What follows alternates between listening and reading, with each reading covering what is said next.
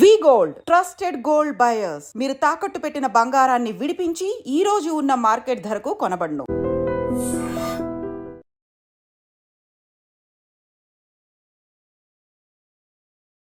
Sir and recent టైమ్స్లో కూడా probiotic capsules కానీ ట్యాబ్లెట్స్ కానీ తీసుకోవడం అనేది అంటే సజెషన్ అంటే డాక్టర్ సజెషన్ చేసిన తర్వాత తీసుకోవడం బాగానే ఉంటుంది. కాకపోతే కొంతమంది డాక్టర్ సజెస్ట్ చేయకుండానే వాడడం అనేది కూడా మొదలు పెడుతున్నారు, కొంతమంది వాడుతున్నారు. సో ఇది ఎంతవరకు హెల్త్కి బెస్ట్ అంటారు? అంటే ప్రోబయాటిక్స్ అనేవి ఇట్ ఈస్ నథింగ్ బట్ నేను చెప్పాను కదండి, మన పెరుగన్నం ఈజ్ ఎ ప్రోబయాటిక్, యా, మన సద్దన్నం ఈజ్ ఎ ప్రోబయాటిక్. దాంట్లో ఉండే బ్యాక్టీరియల్ కాంపోజిషన్ డిఫరెంట్ ఉంటుంది. అది గంజి పులిసి పెడితే వచ్చేది. ఓకే. సో పెరుగుని పులివి పెడితే వచ్చే బ్యాక్టీరియా లాక్టోబాసిల్లస్లో వేరే స్పీషీస్ ఉంటాయి. ఓకే. తర్వాత మన దోశ పిండిని పులివి పెడితే వచ్చేది వేరే స్పీషీస్ ఉంటాయి. ఇట్లా రకరకాలవి ఉంటాయి. అంటే వీటన్నిటిని హెల్తీ బ్యాక్టీరియా మన ఫుడ్లో తీసుకోవటం ఇంకా మంచిది అంటాను. మనం చెత్తంతా తిని ఒక ప్రోబయాటిక్ వేసుకుంటే మంచి అయిపోదు. ఓకే. సో మనం రోజు తినే దాంట్లో మీరు చెత్త తినాలనుకున్నారనుకోండి, టేస్ట్ బేస్డ్ వారానికి ఒక రోజు పెట్టుకోండి చీట్ డే. మిగిలిన 6 days వీలైనంత వరకు మనం హెల్తీ డైట్కి స్టిక్ ఆన్ అయి ఉంటే మంచిది. ఓకే. అండ్ మన గట్ హెల్త్ విషయానికి వచ్చేటప్పటికి రీసెంట్ టైమ్స్లో పేగు క్యాన్సర్ అనేది కూడా బాగా వింటున్నాము. సో అది యూజువల్గా ఎలా వస్తూ ఉంటుంది? అంటే మనం తీసుకునే లైఫ్ స్టైల్ హ్యాబిట్స్, ఫుడ్స్ వల్లే ఆ పేగు క్యాన్సర్ అనేది కూడా ఎక్కువగా వస్తూ ఉంటుందా, లేకపోతే దానికి గల కారణాలు ఏంటి? నేను రీసెంట్గా ప్యారిస్ వెళ్ళాను. ఓకే. ప్యారిస్ వెళ్తే అక్కడ ఫుడ్ చూస్తుంటే నాకు అదొక రకమైన విరక్తి కలిగింది. ఉదయం లేవగానే అక్కడికి వెళ్తే హోటల్లో బుఫే పెడతారు. ఓకే. ఏముందంటే బ్రెడ్ జామ్, లేదంటే ఆ సాసేజెస్లు బీఫు పోర్కు, దట్ ఈస్ దేర్. ఇంకేం లేదు వాళ్ళకి తినటానికి. They don't have anything. ఇప్పుడు మన ఇండియాలో 5 star హోటల్కి వెళ్ళండి, ఇడ్లీ ఉంటుంది, దోశ ఉంటుంది, వడ ఉంటుంది, ఉప్మా ఉంటుంది, ఒక 100 రకాలు ఉంటాయి. Yeah. So they are all our traditional. We have so much variety to eat. వాళ్ళకి అంత వెరైటీ కనపడట్లేదు ఎక్కడ. ఓకే. తింటే మొత్తం స్టీక్ డైరెక్ట్ మా రెడ్ మీట్ ఎక్కువ తింటారు. అండ్ ఇది ఇంత మీట్ తిని మనం 4 లెట్టూస్ ఆకులు తింటే హెల్దీ థింగ్ వచ్చేది కదా, రాదు. So we have a wonderful options. మన traditional options are very good, very time tested. That is మీరందరూ ఇప్పుడు మన దగ్గర ఈ మీడియా ద్వారా క్యాన్సర్లు అవి ఎక్కువ వింటున్నాం అని భయపడుతున్నారు. కానీ మీరు నోట్ చేసుకోండి, టెక్స్ట్ బుక్ పేజ్ తీసి నోట్ చేసుకోండి కావాలంటే. Davidson text book of medicine అంటే ఇది ఆల్మోస్ట్ MBBS డాక్టర్స్కి భగవద్గీతతో సమానం. ఓకే. అలాంటి బుక్లో హ్యారిసన్ కానీ డేవిడ్సన్ కానీ CMDT అనే టెక్స్ట్ బుక్లో కోలన్ క్యాన్సర్ అనే చాప్టర్ ఓపెన్ చేయండి. ఓకే. ఓపెన్ చేస్తే what is the incidence in America అంటే, what is the incidence in India అంటే, ఇండియాలో కన్నా 30 రెట్లు అమెరికాలో క్యాన్సర్ ఎక్కువ. ఓకే. 30 రెట్లు కోలన్ క్యాన్సర్, పెద్ద పేగు క్యాన్సర్. యూనో 50 ఏళ్ళు దాటిన ప్రతి ఒక్కళ్ళు 5 ఏళ్ళకి ఒకసారి కానీ కొలనోస్కోపీ చేయాలి. ఓకే. కొలనోస్కోపీ అంటే ఆల్మోస్ట్ ఇంత పెద్ద పైప్ని మోషన్ ద్వారా నుంచి కంప్లీట్గా వెళ్ళి పెద్ద పేగంతా స్టడీ చేస్తారు ఎక్కడన్నా క్యాన్సర్ వస్తుందా అని. Okay. Okay. That is a rule. మీరు అది చేయలేదనుకోండి, యువర్ ఇన్సూరెన్స్ ప్రకారం నువ్వు అది చేయించుకోలేదు, రేపు నీకు క్యాన్సర్ వస్తే నీకు ఇన్సూరెన్స్ కూడా కవర్ అవ్వదు. ఓకే. ఇండియాలో ఆ రూల్ లేదు. ఎందుకని? మీరు ఏ టెక్స్ట్ బుక్ అన్నా చదవండి. కోలన్ క్యాన్సర్ అంటే 5 ఏళ్ళకి 10 ఏళ్ళకి ఒకసారి కొలనోస్కోపీ చేసి స్క్రీనింగ్ చేయాలి. ఇండియాలో అది లేదు. ఎందుకు? 30 times more common in western population. యూరోప్లో, US లో దట్ ఈస్ మోర్ కామన్. మన ఇండియాలో ఎందుకు లేదు? మన food habits, we have so much to eat. అన్ని ట్రెడిషనల్, వెజిటేరియను, మంచిగా అన్నము, పప్పు, లేదంటే ఒక కూర, ఒక వెజిటబుల్ కూర, తర్వాత పెరుగు. ఆ ట్రెడిషన్కి మనం అలవాటు పడున్నాం ఎప్పటి నుంచో. ఆ tradition is protecting hour small right, మన ఇంటెస్టైన్స్ని కాపాడి చాలా వరకు క్యాన్సర్ రాకుండా అయి ఉంటుందని నేను అనుకుంటున్నాను. ఎందుకంటే మేమేంటి అనుకుంటున్నాం అని చదివినా మేము కన్క్లూషన్స్ ఇవ్వము. మోస్ట్ లైక్లీ ఇది కారణం అయి ఉంటుంది అని చెప్పగలుగుతాం. ఓకే. చాలామంది ఏంటంటే నాలెడ్జ్ లేని వాళ్ళు ఇది ఇదే అని కన్క్లూజన్ చేయాలంటే దాని పెద్ద చాలా రీసెర్చ్ ఉండాలి. అంటే సింపుల్ చెప్పాలంటే యు ఆర్ నాట్ పాసింగ్ అనే judgement but most likely this might be the reason. అక్కడికి వెళ్తే అసలు ఏం తినాలో అర్థం కాల. ఆ బ్రెడ్ జామ్ ఎంత చండాలంగా ఏమని తింటాం రోజు అదేనా, లేదంటే కార్న్ఫ్లేక్స్, ఇంకేం తింటాం చెప్పండి మీరు. మనం ఇన్ని రకాల మంచిగా చక్కగా ఒక ఇడ్లీ, ఒక దోశ, ఒక పూరి ఇలాంటి వాటికి అలవాటు పడిన వాళ్ళం. అక్కడ వాళ్ళు ఇంక రోజు ఎలా తింటున్నారో నాకు ఆశ్చర్యం వేస్తుంది. సో రోజు అదే తిని వాళ్ళకన్నీ పైల్ సమస్య ఎక్కువ, ఫిషర్ సమస్య ఎక్కువ, కాన్స్టిపేషన్ సమస్య ఎక్కువ, కోలన్ క్యాన్సర్ ఎక్కువ. మన దగ్గర ఇవన్నీ లేవు. మనం ఏం చేస్తున్నాం, మన ఫుడ్ చాలదా అన్నట్టు ఆ పిజ్జా బర్గర్లు వెనకాల పడుతున్నాం. ఏముంది దాంట్లో టేస్ట్? మన ట్రెడిషనల్ ఫుడ్లో లేనంత టేస్ట్ దాంట్లో ఉందా? సో మన దాంట్లో టేస్ట్ ఉంది, దాంట్లో డౌటే లేదు. అది కొంచెం ఒక వేలం వెర్రిలాగా ఉంటుంది. ఎందుకు అన్నారనుకోండి, people tend to get attracted to negative things, destructive things more than good things. Right. And మీరు అంటారు చూడారు పోక్రి సినిమాలో ఏదో గాంధీ మీద సినిమా తీస్తే అసలు ఆడదు, అదే కడప కింగ్ 250 సెంటర్స్ 100 days అంటారు కదా. సో అంతే. ఇప్పుడు చూడండి, ఇప్పుడు మీరు మంచి సినిమా చూడండి, చూడరు. ఇప్పుడు పుష్ప 2లో ఒక స్విమ్మింగ్ పూల్లో ఉచ్చబోసే సీను ఒక హీరో చేస్తే దాన్ని మన కిడ్స్ ఏ విధంగా తీసుకుంటారండి? సో అంటే దానికి అన్ని కలెక్షన్స్ ఎలా వస్తున్నాయి? బ్యాడ్ ప్రోడక్ట్ని యూ కెన్ సెల్ ఇట్, అది నీ గొప్పతనం అయి ఉండొచ్చు. దానంతట అది ఒకప్పట్లాగా మీరు పాత సినిమాల్లో ఇప్పుడు జగదేక్ అతిలోక సుందరి సినిమా చూడండి, మీరు 100 సార్లు చూసినా చూడాలనిపిస్తుంది. ఆ శ్రీదేవి యాక్షన్ కానీ, చిరంజీవి స్టెప్పులు కానీ. So there is impeccable, that is real టాలెంట్తో వచ్చింది. ఇది మార్కెటింగ్తో వచ్చింది. డిఫరెన్స్ అనేది కూడా ఉంటుంది. ఓకే సార్, యూజువల్గా గ్యాస్ట్రిక్ ఇష్యూస్ ఉన్న వాళ్ళకు హార్ట్ అటాక్స్ అనేది కూడా వచ్చేస్తూ ఉంటాయి అంటారు. మరి ఇందాక మీరు చెప్పిన హార్ట్ బర్న్ అనే ఎక్కువ సిచ్యువేషన్స్ ఉంటారు, లేకపోతే హార్ట్ అటాక్స్ నిజంగా వచ్చే అవకాశాలు ఉంటాయంటారా? గ్యాస్ట్రిక్ రిలేటెడ్గా గ్యాస్ సమస్యలు ఉన్న వాళ్ళకి హార్ట్ అటాక్ వస్తుందని ఎక్కడ ఏ పుస్తకాల్లో లేదండి. కాకపోతే ఏంటంటే గ్యాస్ సమస్యలు ఉన్న వాళ్ళకి చెప్పాను కదండి, చాలా మందికి ఈ అప్పర్ వాల్వ్ అనేది లూజ్గా ఉంటుంది, వాళ్ళకి హార్ట్ బర్న్ కామన్గా ఉంటుంది. వాళ్ళకి చాలా వరకు హార్ట్ ప్రాబ్లం ఏమో అన్న భయం ఉంటుంది, కానీ యూజువల్గా వాళ్ళకి హార్ట్ అటాక్స్ పెరిగే అవకాశం లేదు. హార్ట్ అటాక్స్ పెరగొచ్చు, దేనివల్ల పెరగొచ్చు? రోజు బిర్యానీ తింటున్నారు అనుకోండి, దాంట్లో ఆయిల్ ఎక్కువ ఉంటుంది, కొలెస్ట్రాల్స్ ఎక్కువ ఉంటాయి. మనం తినే ఫుడ్ డైలీ అన్హెల్దీ ఫుడ్ తింటున్నాం అనుకోండి, డైలీ మన ట్రెడిషనల్ ఫుడ్ ఏంటి? చక్కగా కూర, పప్పు, పెరుగు ఈ టైప్ తినకుండా, సాంబారు, రసం ఇట్లాంటివి తినకుండా రోజు మనం బిర్యానీలు తింటుంటే that is not our food, that is not healthy food also. వారానికి ఒక రోజు ఈజ్ ఓకే. సో అలా తింటుంటే దానివల్ల హార్ట్ అటాక్ వస్తుంది. దాంట్లో గ్యాస్ వల్ల రాదు, మనం తినే కంటెంట్స్ ఆర్ నాట్ గుడ్, దానివల్ల రావచ్చు. ఓకే. దానివల్ల ఏముంది, మగవాళ్ళకైతే చిరుబొజ్జు వస్తుంది, అందరికి. ఇప్పుడు లేడీస్కి అయితే ఫ్యాట్ అంతా సీట్ దగ్గర పేరుకుంటుంది, మగవాళ్ళకి పొట్ట కొండలాగా పెరుగుతుంది. సో ఎప్పుడైతే పొట్ట దగ్గర ఫ్యాట్ పెరుగుతుందో వాళ్ళకి హార్ట్ అటాక్స్ ఎక్కువ వచ్చే అవకాశం. ప్రపంచం అంతటా మగవాళ్ళు ఆడవాళ్ళ కన్నా 2 ఏళ్ళు తక్కువ బతుకుతారు. మీరు జపాన్లో యావరేజ్ లైఫ్ స్పాన్ తీసుకున్నారనుకోండి, లేడీస్లో 83 ఏళ్ళు, మగవాళ్ళు 81 ఏళ్ళు. ఎందుకు? అమెరికాలో కానీ, జపాన్లో కానీ, మీరు ఇండియాలో కానీ ఎక్కడైనా తీసుకోండి, మగవాళ్ళ కన్నా ఆడవాళ్ళు 2 ఏళ్ళు ఎక్కువ బతుకుతారు. దానికి రీజన్ ఎందుకంటే మగవాళ్ళకి ఫ్యాట్ కొండలాగా పొట్ట దగ్గర ఏర్పడు, పొట్ట దగ్గర ఫ్యాట్ ఏర్పడిన వాళ్ళకి హార్ట్ అటాక్స్ ముందు వస్తాయి. ఓకే, అందుకోసమే లేడీస్ తొందరగా.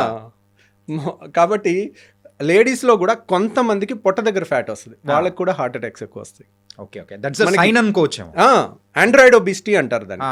పొట్ట దగ్గర పెరిగితే దాన్ని ఆండ్రాయిడ్ అంటారు. ఆండ్రాయిడ్ ఫోన్ కదా, ఆండ్రాయిడ్ ఒబిసిటీ అంటే male type of obesity, android gynoid అంటే ఫీమేల్ టైప్ ఆఫ్ ఒబిసిటీ, అంటే సీట్ దగ్గర ఎక్కువ పెరగటం అనమాట.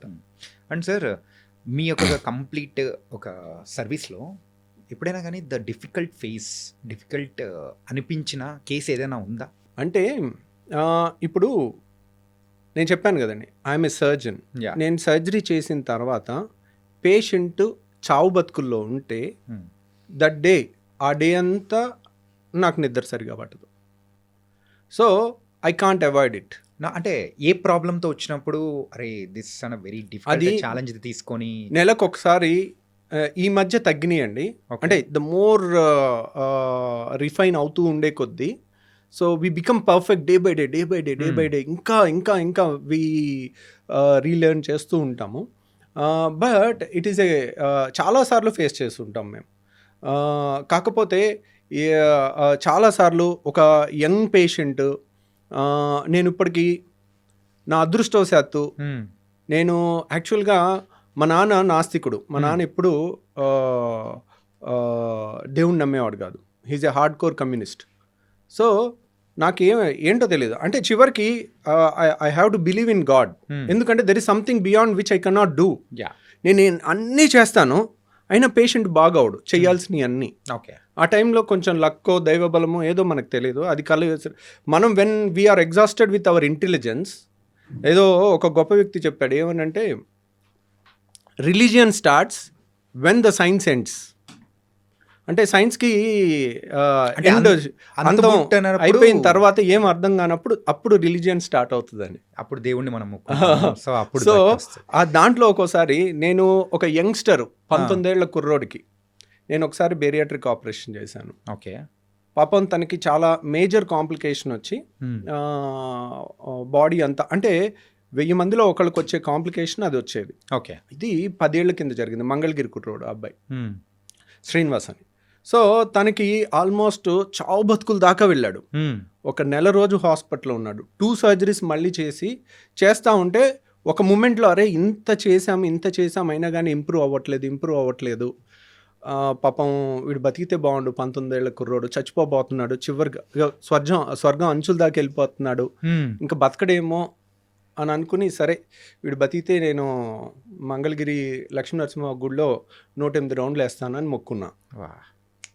ఏమైందో తెలీదు, వాడు బతికిపోయాడు. ఓకే, సో అన్నిసార్లు అలా జరగలే. నేను ఇప్పటి వరకు నా అదృష్టవశాత్తు నా కోసం, నా ఫ్యామిలీ కోసం ఏ రోజు కూడా నేను దేవుడి చుట్టూ రౌండ్లు వేయాల్సి రాలా. సో కానీ నేను ఇప్పటికీ ఒక 8 సార్లు పేషెంట్ల కోసం చేశాను. ఓకే, సో ఎందుకంటే వెన్ సైన్స్ ఎండ్స్ బుక్లో ఉన్న ప్రకారం అన్నీ పర్ఫెక్ట్గా చేసినా కానీ కొంత లక్ అనేది మనకు రావాలి. ఆ పేషెంట్కి ఉండాలి, మనకి ఉండాలి.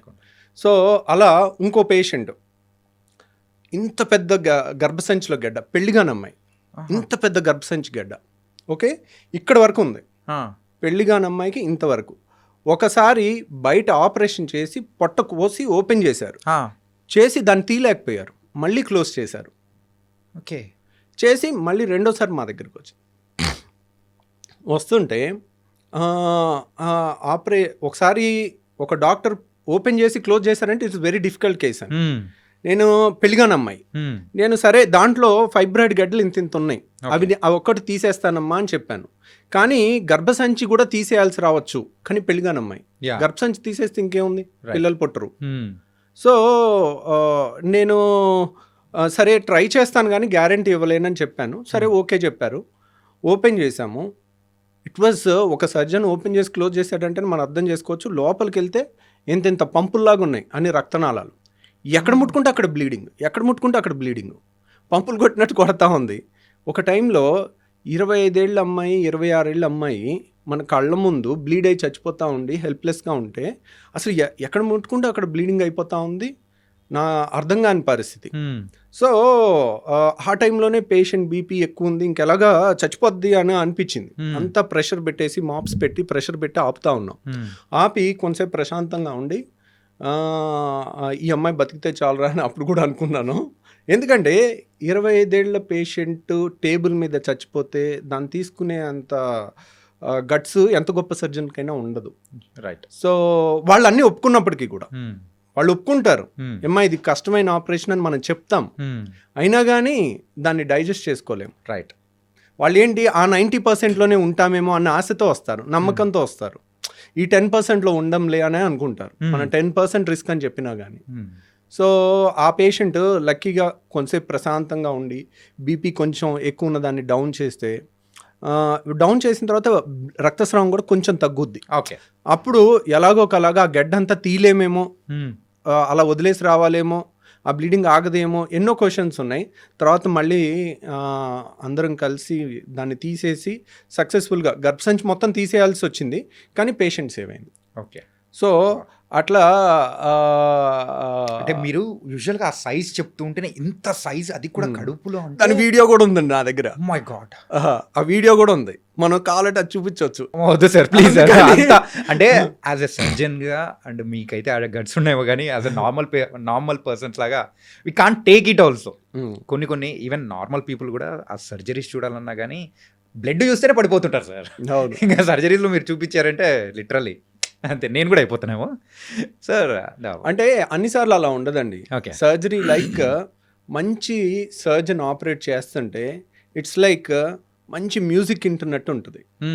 అలా నేను గాల్ బ్లాడర్ ఆపరేషన్ 5 నిమిషాల్లో చేసిన వీడియో ఒకటి లైవ్ పెట్టాను మన ఛానల్లో. దాంట్లో చూడండి, ఆపరేషన్ అంటే ఇలా ఉంటుంది, ఏదో వీడియో గేమ్ ఆడుకున్నట్టుందే, చుక్క బ్లడ్ లేదు, అసలు ఇంత అద్భుతమైన ప్రపంచం ఇంత మంచి కెమెరాలో మన బాడీలో ఉందా, ఇంత రక్తనాళాలు ఇంత సన్నవి కూడా కనపడతాయా అనే ఎక్సైటింగ్గా ఉండే ఒక కోణం చూస్తారు. అది చాలాసార్లు అలాగే ఉంటుంది. కానీ సర్జరీ ఈజ్ అన్ఎక్స్పెక్టెడ్. ఎప్పుడు ఏమి ఎలా జరుగుతుంది అనేది, ఎలా వచ్చి పడుతుంది అనే దానికి మనం ప్రిపేర్ అయ్యి ఉండాలి. సో అది మీరు కావాలంటే ఆ వీడియో చూడండి. నేను అపెండిక్స్ ఆపరేషన్ పెట్టాను, గర్భసంచి ఆపరేషన్ పెట్టాను, గాల్ బ్లాడర్ ఆపరేషన్ పెట్టాను. ఇవన్నీ కూడా 5 నుంచి 10-15 నిమిషాల్లో అయిపోయి చుక్క బ్లడ్ లేకుండా నీట్గా ఉన్నది బ్యాక్గ్రౌండ్ వాయిస్తో చెప్పాను. అది చూడొచ్చు. బ్లీడింగ్ అయ్యేవి అవి మీరు చూడలేరు. అదే మెయిన్గా అది లేకపోతే చాలు సార్. అమ్మా సార్, అండ్ ఈ పాడ్కాస్ట్ ద్వారా సో యూజువల్గా అయితే ప్రజలకు మనము అంటే వాళ్ళు ఎడ్యుకేట్ అయ్యేటట్టు యూజువల్గా గట్ హెల్త్ గురించి కానీ సో మీలాంటి పర్సన్స్ చెప్తే ఇంకా బాగుంటుందని చెప్పేసి ఐ కేమ్ హియర్. అంటే మీరు రావడంతో వీఆర్ వెరీ హ్యాపీ. అండ్ కొన్ని మెయిన్గా గట్ హెల్త్ బాగుండడానికి ఎలాంటి జాగ్రత్తలు తీసుకుంటే ఉంటుందో అనేది కూడా చెప్పారు. సో ఫైనల్ క్వశ్చన్ ఇస్, యూజువల్గా ఫుడ్ అనేది కూడా ఉంటుంది సార్. మార్నింగ్ అయితే హెవీగా అంటే మార్నింగ్ రాజులా తీసుకోమంటారు, మధ్యాహ్నం అయితే మనిషిలా తీసుకుంటారు, రాత్రి అయితే అడుక్కునే వాళ్ళ తీసుకోమని ఇట్లా చెప్తూ ఉంటారు. సో ఇది ఎంతవరకు ఫాలో అవ్వచ్చు అంటారు? అంటే దట్స్ వన్ వే ట్రూ అండి. ఎందుకంటే ఉదయం లేసామనుకోండి, ఉదయం లేచిన కాడ నుంచి మనం ఒక 12 గంటలో 10 గంటలో వర్క్ చేస్తాం, రైట్? సో మన కండరాలకి అన్నిటికీ కూడా ఎనర్జీ కావాలి. కాబట్టి మార్నింగ్ తిన్నా కానీ మనం చేసే పనితో అది అరిగిపోతుంది. సో మనం మధ్యాహ్నం కూడా తీసుకోవచ్చు. నైట్ ఏంటంటే తిన్న వెంటనే మనం పెద్ద పని చేసేది, నైట్ అంతా పడుకునేది ఉంటుంది. సో పడుకునే టైంలో మనకు అంత ఎనర్జీ ఏం అవసరం ఉండదు. సో మనం ఉదయం తిన్నామంటే అది డే అంతా ఖర్చు అయిపోయే అవకాశం ఎక్కువ ఉంటుంది. రాత్రి తిన్నది, ఇప్పుడు ఉదయం ఒక బిర్యానీ తినటం వేరు, రాత్రి బిర్యానీ తినటం వేరు. ఉదయం బిర్యానీ తింటే సాయంత్రం వరకు మనం చేసే పనిలో దాంట్లోంచి వచ్చిన క్యాలరీస్ అప్పటికప్పుడు ఖర్చు అయిపోవచ్చు. అదే రాత్రికి వెళ్ళి పడుకుంటాం, తిన్న తర్వాత ఆ తిన్న అన్ని బ్లడ్లోకి అన్ని ట్రైగ్లిజరైడ్స్, ఫ్యాటీ యాసిడ్స్ అన్నీ వెళ్తాయి. అవన్నీ ఎక్కడ వెళ్ళాలి? ఎక్కడికో వెళ్ళి డిపాజిట్ అవ్వాలి. అవన్నీ రెసిస్టెంట్ ఏరియాలోకి వెళ్తుంటాయి, నడుము దగ్గర, ఎక్కడ కరగటానికి వీల్లేని చోటకంతా ఒక ఫ్యాట్ లాగా తయారైపోతూ ఉంటుంది. అందరికి ఎంత ఫిట్గా ఉన్న వాళ్ళకైనా చిన్న నడుము దగ్గర కానీ రెసిస్టెంట్ ఫ్యాట్ కొద్దిగా ఉంటుంది వాళ్ళు చేసే. ఎందుకంటే గుడ్ ఫుడ్ని రెసిస్ట్ చేయటం it's not easy thing for ఎంత మెచ్యూర్డ్ పర్సన్ కన్నా. So and gall bladder stones అనేది కూడా రీసెంట్ టైమ్స్లో బాగా వింటున్నాను సార్. అంటే ఇప్పుడు కిడ్నీలో స్టోన్స్ వచ్చాయంటే అది త్రూ మన యూరిన్ ద్వారా కూడా వచ్చేసి బయటికి కొట్టేస్తుంది. అది రాలేని సందర్భాల్లో ఏమంటారు, మనకు త్రూ ట్రీట్మెంట్ ద్వారా తీస్తారు. ఈ గాల్ బ్లాడర్ స్టోన్స్ అనేది వెళ్ళిపోతే ఆ గాల్ బ్లాడర్లో పడిపోతాయి అని కూడా విన్నాను. సో దాన్ని తీయాలంటే ఆపరేషన్ తప్ప వేరే ఆప్షన్ అనేది లేదా కరిగించడానికి అని ఏదైనా? అంటే గాల్ బ్లాడర్లో స్టోన్స్ అనేది కిడ్నీలో స్టోన్స్ వేరు, గాల్ బ్లాడర్లో స్టోన్స్ వేరు. రెండింటికి వ్యత్యాసం చెప్తాను. కిడ్నీలో స్టోన్స్ అనేది లెస్ దాన్ 1 సెంటీమీటర్ ఉంటే 99% లెస్ దాన్ 1 సెంటీమీటర్ ఉంటాయి. అవన్నీ కూడా వాటర్ ఎక్కువ తాగుతుంటే దానంతరవే పడిపోయే అవకాశం ఉంటుంది. గాల్ బ్లాడర్లో స్టోను బయటికి పడేవి చాలా తక్కువ అన్నమాట, అవి అలాగే ఉంటాయి. కాకపోతే గాల్ బ్లాడర్లో స్టోను అంత డేంజరస్ ఏం కాదు. అంటే నొప్పి లేదు. చాలా మందికి ఒక స్టోను 1 సెంటీమీటర్ స్టోన్ తయారవ్వాలనుకోండి, అది కనీసం 5 ఏళ్ళ నుంచి 10 ఏళ్ళు పట్టుద్ది. ఎందుకంటే ఒక ఇసుక రేణువులాగా తయారవుతుంది. దాని మీద ఒక పొర ఏర్పడుద్ది, దాని మీద ఇంకో పొర ఏర్పడుద్ది, దాని మీద ఇంకో పొర ఏర్పడుద్ది. సో అలా పొరలుగా 1 సెంటీమీటర్ స్టోన్ తయారవ్వాలంటే it takes 5 to 10 years. Okay. So చాలా మందికి స్కానింగ్ చేస్తే రాయి కనపడుద్ది, కానీ వాళ్ళకి కంప్లైంట్ ఉండదు. సో అనవసరంగా స్కానింగ్ చేయబట్టి వాళ్ళకి గుండెలో రైళ్లు పరిగెట్టడం మొదలవుతుంది. వాళ్ళకేంటి, రొటీన్ చెకప్ చేస్తాం, వాళ్ళకి స్కాన్ చేయకపోతే తెలీదు, హ్యాపీగా ఉంటారు. చేసిన కాడ నుంచి అదో గిలి, అమ్మో నాకు రాయింది, ఇప్పుడు ఇదేమవుద్దో అన్న టెన్షన్తో ఉంటారు. సో వాళ్ళు ఒక డాక్టర్ దగ్గరికి వెళ్తే ఆపరేషన్ చెప్పారు, నేను ఎక్కడో హోమియో వాడుతున్నాను, హాయిగా 4 ఏళ్ళ నుంచి ఉన్నాను అంటారు. అంటే 4 ఏళ్ళ నుంచి కూడా ఇప్పుడు మనం స్కాన్ చేయకముందే 4-5 ఏళ్ళ నుంచి ఉంది అది. అది మెల్లమెల్లగా పెరుగుతుంది. ఇంకో 5 ఏళ్ళు కూడా అలా పెరగవచ్చు కంప్లైంట్ లేకుండా. సో కాకపోతే దే మే గివ్ ఓకే నేను ఇది ఆయుర్వేదిక్ వాడాను, హోమియో వాడాను, దానివల్ల నాకు 5 ఏళ్ళు తగ్గిపోయింది అనుకుంటా. తగ్గిపోలా, అది మీకు ప్లసిబో ఎఫెక్ట్ ఇస్తుంది. సో దానివల్ల తగ్గలేదు. ప్రాబ్లం ఏంటంటే చాలామంది రాయి ఉండి 10 ఏళ్ళు నొప్పి లేని వాళ్ళని చూసుంటారు. ఓకే, రాయి ఇరుక్కుని జాండీస్ వచ్చిన వాళ్ళని మీరు చూడరు. ఆ స్టేజ్లో రాయి ఇరుక్కుని కొలాంజైటిస్ అని వాళ్ళంతా భయంకరమైన వణుకుతో కొలాంజైటిస్ అని ఫీవర్ వస్తుంది, హై గ్రేడ్ ఫీవర్, జాండీస్ వస్తుంది. ఓకే, ఆ టైము 24 గంటల నుంచి 48 గంటల్లో మనం ఆ స్టోన్ని అడ్డు తీసి స్టెంట్ అయిపోతే ప్రాణహాని ఉంటుంది. అది లేట్ అయి చచ్చిపోయిన వాళ్ళు కూడా మేము చూస్తాం. ఓకే, సో ఇమీడియట్ రియాక్ట్ అవ్వాలి 24 hours to 48 hours. సో అది జాండీస్ వచ్చినప్పుడు. అందరికీ జాండీస్ వస్తుందని నేను చెప్పట్లా. ఓకే, ఈ రోజు రాయి బయటపడింది, ఈ రోజే జాండీస్ వచ్చేది. 5 ఏళ్లలో రావచ్చు, 3 ఏళ్లలో రావచ్చు, 6 నెలల్లో రావచ్చు, వీ కెనాట్ సే. సో నేను అనేది ఏంటంటే మీకు రాయి ఉంది, be bold, be strong, no pain no surgery. Text book line చెప్తున్నాను. గాల్ బ్లాడర్లో స్టోన్ ఉంది, నో పెయిన్ నో సర్జరీ. దాంట్లో రూల్ ఏం లేదు, రూల్ నెవర్ చేంజెస్. ధైర్యంగా మీరు ఉండండి, అదేం అవ్వదు. కానీ నేను చెప్పేది ఏంటంటే రియల్గా నొప్పి వచ్చినప్పుడు కూడా నొప్పి ట్యాబ్లెట్ వేసుకుని దాన్ని ఆపి మళ్ళీ నాకు నొప్పి లేదని అనొద్దు. ఒక్కసారి నొప్పి వచ్చినా that is a dangerous stone. Okay, ఈ రోజు ఇరుక్కుని నొప్పి వస్తుంది. గాల్ బ్లాడరు ఫండస్ అంటారు, వెడల్పుగా ఉంటుంది. నెక్ అంటారు, నెక్ సన్నగా ఉంటుంది. అది బయటకు వచ్చే ద్వారంలో ఇరుక్కుంది అనుకోండి, అప్పుడు మనకి నొప్పి వస్తుంది. అది ఇరుక్కుని మళ్ళీ వెనక్కి వచ్చేస్తే నొప్పి ఉండదు. రైట్, మళ్ళీ ఒక 3 నెలలకి ఇరుకోవచ్చు, 6 నెలలకి ఇరుకోవచ్చు. ఇరుక్కున్నప్పుడు మాత్రం భయంకరమైన పెయిన్ పరుగులు తీపిస్తుంది. అందుకేనా మీరు స్టంట్ అనేది కూడా వేయాలి అనేది? అంటే అది జాండీస్ ఉన్నప్పుడు, దాంట్లో జాండీస్ ఉన్నప్పుడు, జాండీస్ లేకుండా కూడా నొప్పి రావచ్చు. ఓకే, సో దాంట్లో ఏంటంటే నేను అనేది ఏంటంటే గాల్ బ్లాడర్ స్టోన్ వల్ల ప్రాణం పోయిన వాళ్ళని మేము చూసాం, మీరు ఎవరు చూడలేదు. ఓకే ఓకే, సో ఇప్పుడు పోక్రీ సినిమాలు అంటారు చూడండి, రెస్పాన్సిబిలిటీ తీసుకునే ఏకైక డిపార్ట్మెంట్ పోలీస్ డిపార్ట్మెంట్ అంటారు కదా. సో అందరూ నువ్వు వాళ్ళని పట్టుకోలేదు వీళ్ళని పట్టుకోలేదు అని అంటం తేలిక. ఓకే, ఎవడో ఎక్కడో 4 గదుల మధ్యలో ఒకళ్ళు మర్డర్ చేసి వెళ్ళిపోతే పోలీస్ డిపార్ట్మెంట్ ఇది చేయలేదు అది చేయలేదు అని ప్రతి ఒక్కళ్ళు మాట్లాడటం తేలిక. దాన్ని వెళ్ళి వాళ్ళు లేరు అక్కడ, వాళ్ళు లేనప్పుడు జరిగింది. క్రిమినల్స్ అన్ని పోలీసులు ఉన్నప్పుడు చూసి చేయరు కదా, వాళ్ళు వెళ్ళి చేయాల్సిన వాళ్ళ రెస్పాన్సిబిలిటీ తీసుకొని ఫైనల్గా వాళ్ళే చేసేది. రైట్. సో ఇక్కడ కూడా సమస్య వచ్చినప్పుడు, ప్రాణం మీదకి వచ్చినప్పుడు అప్పుడు వెళ్ళండి వేరే చోటకి, అప్పుడు ఉండండి ధైర్యంగా, వేరే ఆల్టర్నేట్ మెడిసిన్ వాడి. ప్రాణం మీదకి వచ్చినప్పుడు ఎక్కడికి వస్తారు? సైన్స్ దగ్గరికి వస్తారు. ఆపరేషన్ చేసి తీయాల్సి వచ్చినప్పుడు ఎక్కడికి వస్తారు? సైన్స్ దగ్గరికి వస్తారు.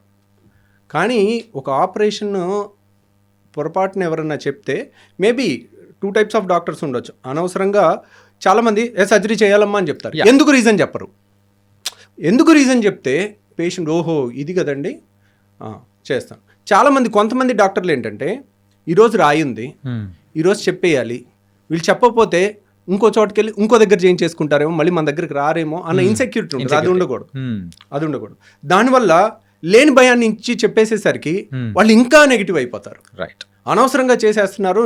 ఆ డాక్టర్ చెప్పాడు, నేను భయంతో వచ్చేసాను డాక్టర్ గారు, 4 ఏళ్ళు అయింది నాకు నొప్పి లేదంటారు. So no pain no surgery. మనం టెక్స్ట్ బుక్లో ఉన్న రూల్ చెప్పాలి. At the same time jaundice ఉంటే లైఫ్ రిస్క్ ఉంటుంది, వెంటనే రావాలి. నొప్పి ఉంటే లైఫ్ రిస్క్ ఉంటుంది, వెంటనే రావాలి. సో ఆ క్లాస్ కూడా తెలుసుకున్నారనుకోండి, ఓహో నొప్పి ఉంటే నేను రావాలి.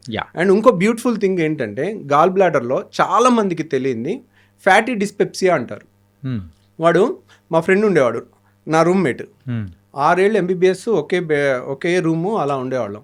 వాడు మొన్న మా ఫ్రెండ్స్ US నుంచి వస్తే అందరం కలిసి వాళ్ళు బిర్యానీ తిన్నారు హైదరాబాద్లో. ఓకే, తింటుంటే వీడు ఏంటోరా బిర్యానీ తినలేకపోయాడు, ఈరోజు బిర్యానీ తినాలంటే ఇబ్బంది పడుతున్నాడు అని మిగిలిన ఫ్రెండ్స్ నాకు చెప్పారు. సో అప్పుడు అలగలే మాకు. తర్వాత 3 నెలల తర్వాత ఎప్పుడు ఆయిల్ ఫుడ్ తిన్న ప్రతిసారి కడుపులో ఇబ్బంది అవుతుంది వాళ్ళకి. దాన్ని ఫ్యాటీ డిస్పెప్సియా అంటారు. ఫ్యాటీ ఫుడ్ తీసుకుంటే వాళ్ళకి గాల్ బ్లాడర్ మూసుకుంటే ఆ స్టోన్ వచ్చి నెక్లో ఇరుక్కుని నొప్పి వస్తుంది. ఆయిలీ ఫుడ్ తినలేరు వాళ్ళు. గాల్ బ్లాడర్లో స్టోన్స్ ఉన్న వాళ్ళకి బెస్ట్ టెస్ట్ ఏంటి, ఆపరేషన్ చెయ్యాలా వద్దా స్కానింగ్ కాదు, బెస్ట్ టెస్ట్ వారానికి 1 రోజు మంచిగా దట్టంగా నూనె ఉన్న ఫుడ్ 2 ముద్దలు తినండి చాలు. వాళ్ళకి కడుపులో ఏదో ఇబ్బంది అనిపిస్తుంది. ఇప్పుడు అందరూ లొట్టలు వేసుకుని తింటారుగా, బిర్యానీలో ఇంత గ్రేవీ వేసుకుని లేదంటే పైన చేపల పులుసు పైన ఆయిల్ ఆయిల్ తేలుతూ ఉంటది ఇలా 2 గంటలు వేసుకుని లొట్టలు వేసుకుని తినాలి కదా అందరూ, వాళ్ళు తినలేరు. వాళ్ళు నేను గాల్ బ్లాడర్ స్టోన్ వాళ్ళకి ఈ ఒక్క టెస్ట్ చేసుకోండి, మీరు గనక ఇది పాస్ అయితే మీకు ఆపరేషన్ అవసరం లేదు.